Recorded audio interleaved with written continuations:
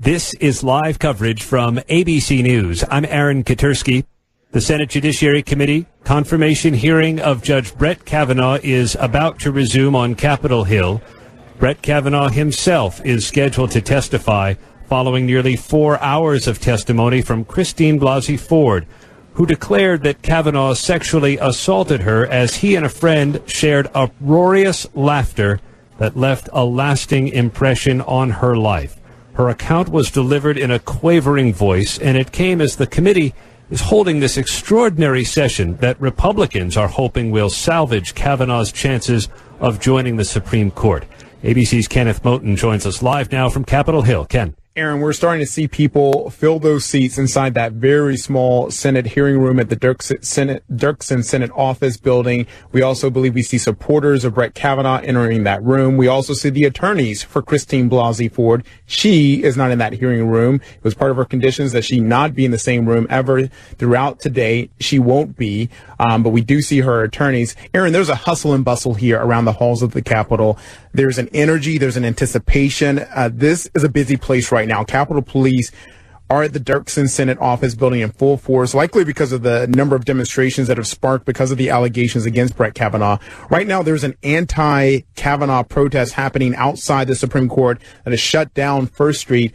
And even one of our Eagle Eye producers just saw GOP Senator Tim Cotton being chased down by a woman who was shouting questions at him at the Russell Senate office building next door to where this hearing is happening. The woman yelling, quote, "Do you always ignore women?" Now, Republicans who have commented in front of our cameras, very careful not to attack Blasey Ford. Senator Lindsey Graham instead pointing his anger at Democrats, whom he says have politicized this process by not coming forward with the accusations in a timely manner. It's also obvious, Aaron, by listening to both Republicans and Democrats, they have their talking points. Democrats calling Blasey Ford credible, her testimony believable, emotional, and compelling.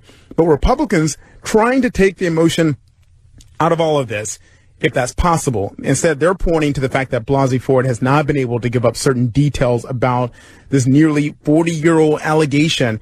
Also, we have some new reaction from GOP Senator and Senate Leader John Cornyn, who's on the Senate Judiciary Committee. He was asked about Prosecutor Rachel Mitchell's questioning on their behalf. He says, "I think she did exactly what I hoped she would do, and that is, in a dignified and professional way, ask questions to get information. I would say most of the comments made by our friends across the aisle, the Democrats, struck me as more political. They didn't really ask any questions seeking information.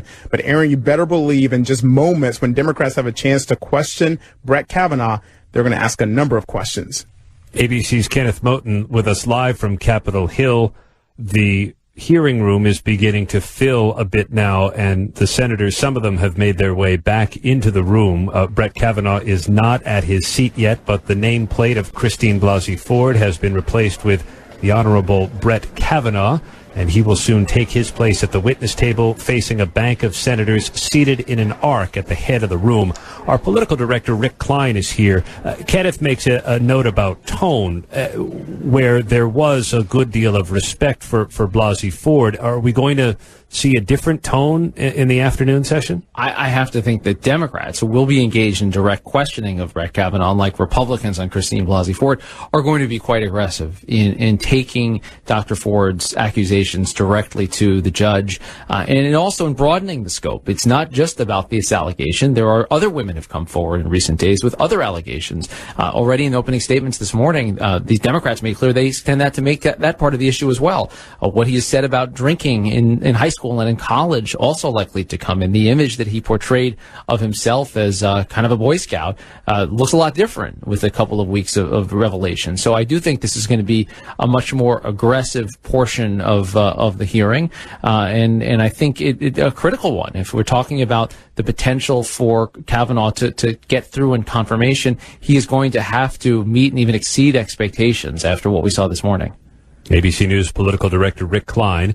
The chairman, Chuck Grassley, of the Judiciary Committee has walked back into the hearing room now to take his place and gavel this hearing to order in a few short minutes. We are waiting for Judge Kavanaugh to appear. Senator Dianne Feinstein, the ranking member, is seated in her place. There was some acrimony between the two sides during the outset of this hearing, and as they squabbled toward the end of Christine Blasey Ford's testimony. That's when her attorney raised his hand and said, "Can she be excused? She's tired."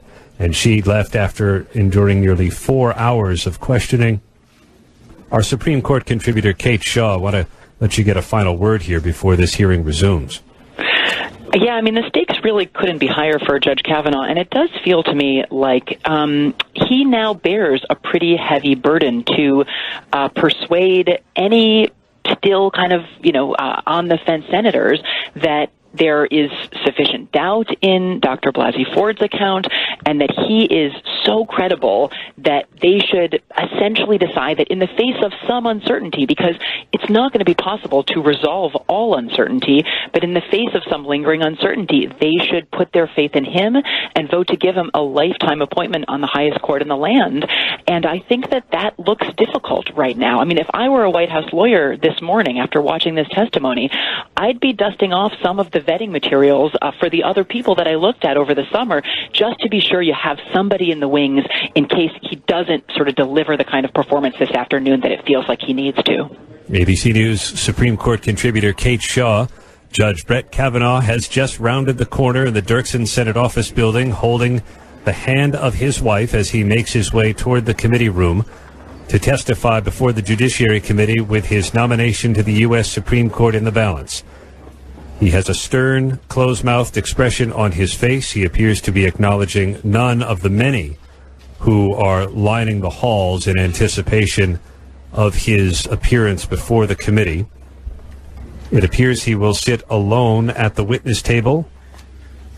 There is a seat reserved for his wife just behind him, off of his left shoulder. Brett Kavanaugh has arrived in the Dirksen Senate Office Building, and any moment now will walk into the hearing room. Members of the Senate Judiciary Committee have already been seated at their places, set to question him, along with the assistance on the Republican side of Rachel Mitchell, the Arizona sex crimes prosecutor. Senator Grassley is looking up, looking at the door, waiting for Judge Kavanaugh to enter before he gavels this hearing back to order. The door has opened, and Judge Kavanaugh now makes his way toward the witness table to once again appear before the Senate Judiciary Committee.